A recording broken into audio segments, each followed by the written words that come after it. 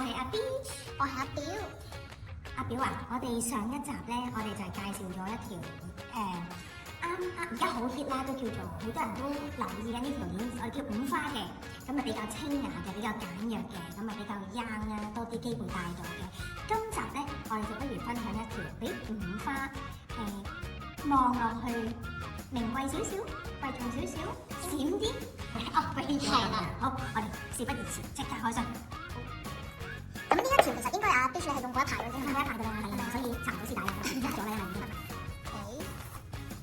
好，噔噔就係呢條啦，係即刻勁好多，比起上一條睇翻個唔同嘅， logo 係會大啲，個 logo 真係大啲嘅，嗰條就係細粒啲嘅，相對啦。其實望落去咧都一睇就知道係 CC 嘢，咁但係就呢一個就更加明顯啲。我俾大家摸上手，可以大家近少少望一望嗰個閃度同埋嗰個 logo。顏色同五花係純銀啦，有銀色有一個金色啦，係咪？佢呢個咧有啲特別㗎，佢一個淡金色啊。條鏈係一個淡金色。同埋你會近鏡見到咧，其實佢都個閃度係相對真係勁好多嘅。係，因為佢係石。但係一定要留意翻咧，就係一邊係石。我哋用石去形容先啦，我哋唔知嗰個入邊嗰個真係嗰個用乜嘢係真石啊、假石啊，或者其實石係有好多種啦，我哋唔去研究住啦，我哋用石去形容住先。咁另一邊咧就係一個好似鏡面令身，好閃嘅都，因為佢好似係反晒光咁樣嘅。你會見到其實佢都有個 logo 喺度嘅，不過佢就冇個閃咯，佢後邊。咁其實佢就會有兩邊。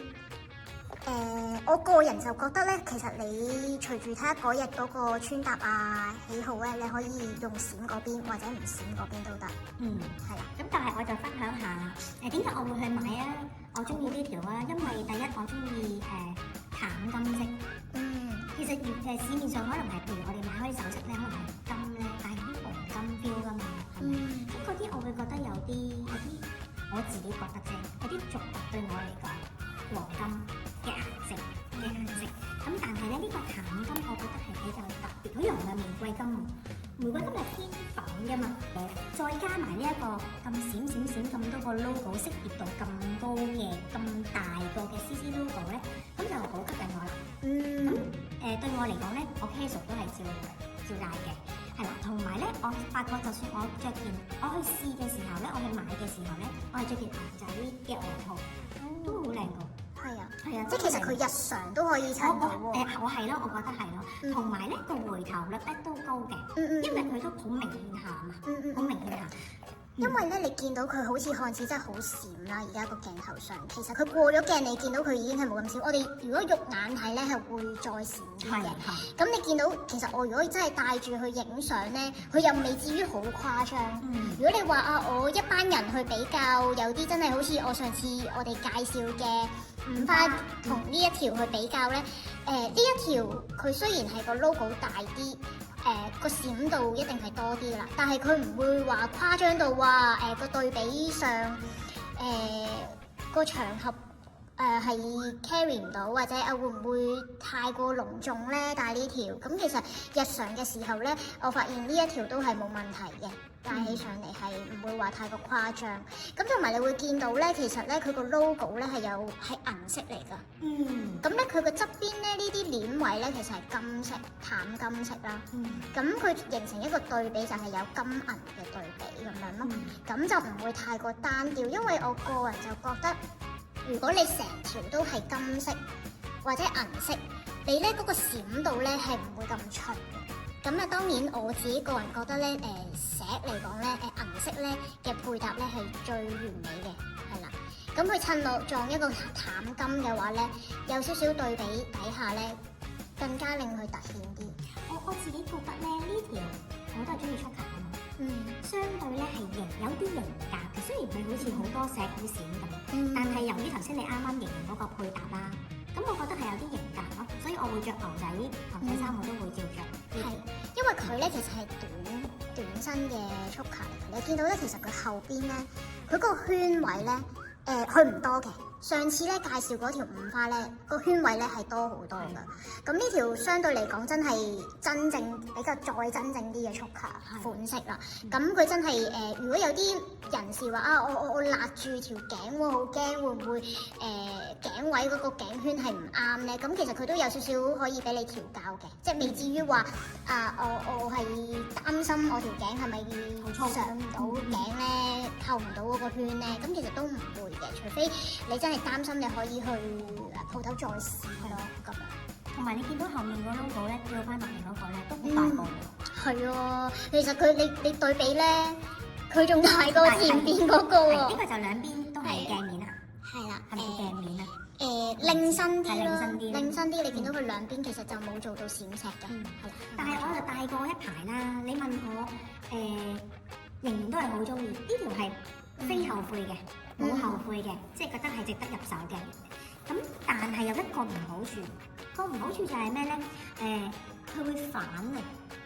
即係佢會反。你戴嘅時候咧，你咪一邊係嘅，因為由於佢兩邊係唔同嘅設計啦，係咪？一邊係石，一邊係擰身鏡面，所以咧佢會有機會有一粒係反係鏡面，有一粒咧就係石。咁反落嚟反去，反落反去。咁但係我咧就唔介意嘅。即係你嘅意思就係可能有時你想戴即係全部都係石呢一邊啦，咁但係有時行下或者做下嘢，跟住佢就會可能有一粒至兩粒咁樣反轉咗，但係又有其中一粒可能冇反轉，都未定嘅。有機會係咁。咁就變咗可能有啲人可能未必中意嘅咁樣嗰個 style，但係都有解決辦法嘅。如果你係中意 choker 嘅話咧，你較短啲咧，佢就會冇咁反嘅。係你較到好鬆地地咁樣咧，先至會容易啲反嘅啫。原來咁。但係我覺得反咗都好靚。係嗱，好似我而家咁樣示範，即係有啲反有啲唔反啦，一粒反一粒唔反咁其實佢都相對係 OK 嘅。係啦，即係有啲特別咯，唔會話太過單調咯，咁就多一個變化喎。如果對於我嚟講，我覺得即係有陣時我中意全部都係閃，咁我就全部都可能就勒緊啲，咁啊做翻多個 choker 嘅款式。咁有陣時我就覺得想低調少少，咁我就反向呢邊，係啦，冇閃石嘅。有陣時我又想多啲變化喎，咁就可能又轉一轉咁樣。呢條可唔可以變手鏈咧？我冇試過。應該係可以嘅喎。係咪全部頸鏈都可以變手鏈？其實我覺得係㗎，即係大家個想像就係唔好當佢係單一，淨係當佢頸鏈或者手鏈咁樣嘅功用咯。其實我覺得佢係可以做到手鏈嘅，又示範一次啊！我哋都未試過。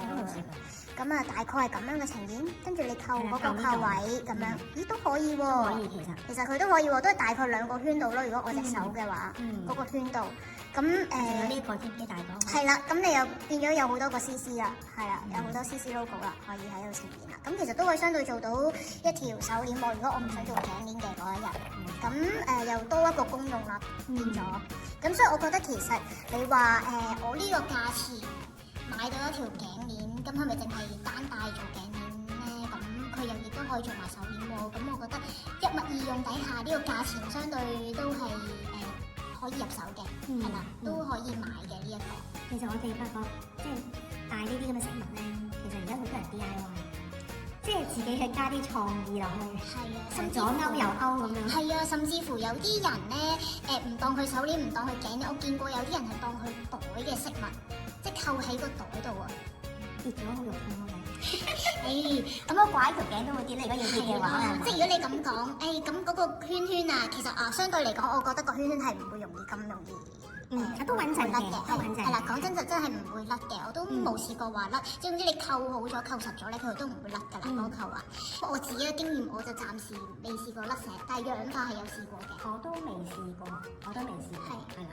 咁我諗保養係一個問題嚟嘅，即係其實咁個牌子如果係會要整要有嘢問，即係要氧化過，咁個牌子都會啦，係咪？即係你啲買嘅銀器啊，都幾高級嘅銀器都會有變黑色啦，因為佢哋真係有咁嘅狀況㗎嘛。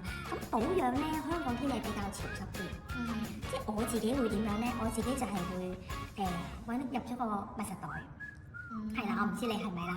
入咗個密實袋之後咧，嗰條鏈或者嗰件飾物，然之後先擺翻喺呢個盒度，然之後再吸翻埋。咁呢個盒出邊咧，成個盒咧又再入多個密實袋，係啦，即係首先好穩陣喎係啦，好穩陣，因為我唔可以容許有半點嘅濕氣咧係進駐入去啦。坦白講，我哋用過即係有買過佢嗰啲產品啦。咁其實咧呢啲絨布咧，佢係容易發毛，同埋佢咧用耐咗咧，起毛點之餘，佢會有甩嘅，甩呢啲黑色一塊塊，碎晒咁樣，碎晒係啦。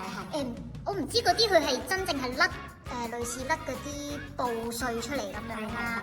咁其實佢隨住一定個潮濕環境咧，佢都會有甩啊，有發毛嘅情況。咁咧頭先阿 Bish 你講到就係點樣去將佢密實封住啦。我另一個擔心嘅就係佢隨住即係一個時間啦，咁呢啲絨布佢咪會甩嘅。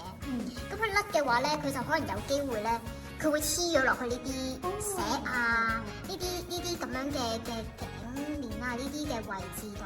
咁我有聽過網民講係真係有咁嘅情況出現嘅，尤其是呢啲石咧黐咗上去，唔知會唔會甩得到喎？可能又要去專門店度做維修啊等等嘅嘢。咁呢個可能相對上我自己個人咧，我嘅習慣就係咧，一買咗翻嚟條頸鏈又好，耳環又好咧，我就會離開呢一個盒噶啦。所以我就膠袋咯，我就唔擺翻落去嘅，我直情係。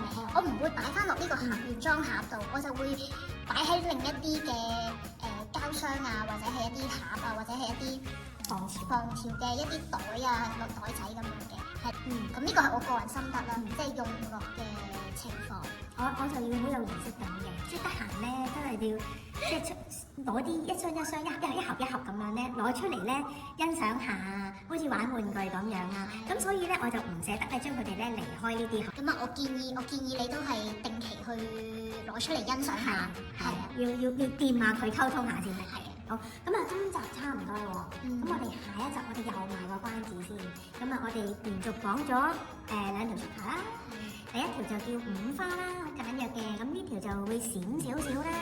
咁我哋不如下一集就再講條勁啲嘅，好唔好啊？好啊，冇問題。好，咁我哋下一集見。